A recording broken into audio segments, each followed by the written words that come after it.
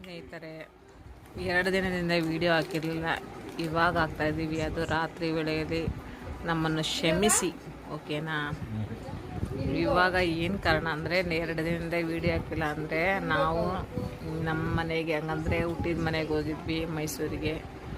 ನಮ್ಮ ತಾಯಿಯವ್ರಿಗೂ ಹುಷಾರಿರಲಿಲ್ಲ, ನೋಡ್ಕೊಂಡು ಬಂದ್ವಿ. ಇವಾಗ ಜಸ್ಟ್ ಟ್ರೈನಲ್ಲಿ ಇಳಿದು ಬಂದ್ವಿ. ಮನೇಲಿ ನೋಡಿದ್ರೆ ಅಡುಗೆ ಮಾಡೋಕ್ಕಾಗಿಲ್ಲ. ಅದಕ್ಕೆ ಬಿಸ್ಕೆಟ್ ತಿಂತಾಯಿದ್ರೆ ಯಜಮಾನ್ರು. ನನ್ನ ಮಗಳು ಮನ್ಕೊಂಡು ಟಿ ವಿ ನೋಡ್ತಾ ಇದ್ದಾಳೆ. ಏನು ವಿಷಯಕ್ಕೆ ಅಂತ ನಾವು ಮಾತಾಡ್ತಾ ಇದ್ದೀವಿ ಅಂದರೆ, ದಿಢೀರಂತ ಇವತ್ತು ಬೆಂಗಳೂರಲ್ಲಿ ಮಳೆ, ಗಾಳಿ, ಮರಗಳು ಬೇರೆ ಬಿದ್ದು ಬಿರುಗಾಳಿ ಥರ ಮಳೆ, ಕಲ್ಲಿನ ಮಳೆ, ಅದು ಐಸ್ ಕಟ್ಟಿ ಮಳೆ ಅಂತ ನೋಡಿ, ಆ ಥರ ಐಸ್ ಕಟ್ಟಿ ಮಳೆ. ನನಗೆ ಭಯ ಆಗ್ಬಿಡ್ತು ನೋಡಿ, ಅಷ್ಟು ಮಟ್ಟಿಗೆ ಐಸ್ ಕಟ್ಟಿ ಮಳೆ.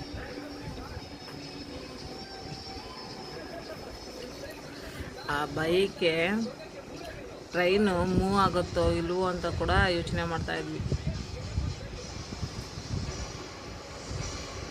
ಐಸ್ ಗಿಡ್ಡೆಗಳು ಚಿಕ್ಕ ಚಿಕ್ಕದಾಗೆ ಬೀಳ್ತಾಯಿದ್ವು. ಬಿರುಗಾಳಿ ಬೇರೆ ಒಂದೇ ಸಮ, ಮಳೆ.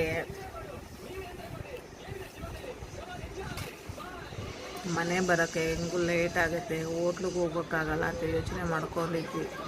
ಹೆಂಗೋ ಕರೆಕ್ಟಾಗಿ ಬಂದ್ವಿ. ಆದರೆ ಹೋಟ್ಲಿಗೆ ಹೋಗೋಕ್ಕಾಗಿಲ್ಲ. ಬಂಗಾರಪೇಟೆಗೆ ಇಳಿದು ಕೂಡಲೇ ಮಳೆ ಸ್ಟಾರ್ಟ್ ಆಯಿತು. ಸರಿ, ಹೋಟ್ಲಿಗೆ ಹೋದ್ರೆ ಲೇಟ್ ಆಗುತ್ತೆ, ಮನೆಗೆ ಹೋಗೋ ಅಷ್ಟರಲ್ಲಿ ಅಂದ್ಬಿಟ್ಟು ಫಸ್ಟು ಮನೆಗೆ ಹೋಗಿ ತಲುಪೋಣ. ಬಿಸ್ಕೆಟ್ ಐತೆ ಮನೆಯಲ್ಲಿ, ಸಿರುಧಾನ್ಯ ಇದು ಇಟ್ಟೈತೆ, ಅದರಲ್ಲಿ ಹೆಂಗೋ ಗಂಜಿ ಮಾಡ್ಕೊಂಡು ನೋಡಿ ಕುಡಿತಾಯಿದ್ವಿ ನೈಟಲ್ಲಿ. ಕುಡಿತಾ ಇದ್ದೀನಲ್ಲ, ಆಗೋಯ್ತಾ ಅಂದರೆ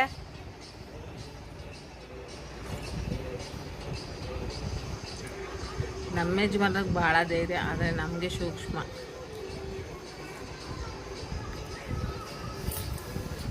ಮಳೇಲಿ ಎಷ್ಟು ಜನ ಸಿಗಾಕಡಿದ್ರು ಏನೋ ಗೊತ್ತಿಲ್ಲಪ್ಪ. ಬೆಂಗಳೂರು ಮೆಜೆಸ್ಟಿಕ್ಕಲ್ಲಿ ಸಿಕ್ಕಾಪಟ್ಟೆ ಮಳೆ, ನಿಂತ್ಕೊಳ್ಳೋಕ್ಕೂ ಜಾಗ ಇಲ್ಲ.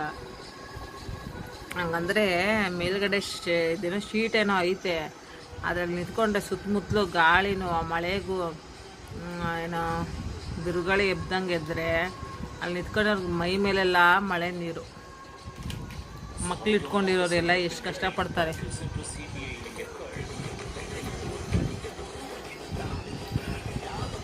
ಎಲ್ಲ ನೆಂದ್ಕೊಂಡು ಕಷ್ಟಪಡ್ತಾರೆ. ನಾವು ಕೂಡ ನೆಂದ್ಕೊಂಡೆ ಬಂದು ನೋಡಿ, ನಾವು ತಲೆ ಎಲ್ಲ ನೆಂದೋಯ್ತು, ಕೂದಲೆಲ್ಲ ನೆಂದೋಯ್ತು. ಇಷ್ಟವಾದರೆ ಲೈಕ್ ಮಾಡಿ, ಶೇರ್ ಮಾಡಿ, ಕಮೆಂಟ್ ಮಾಡಿ.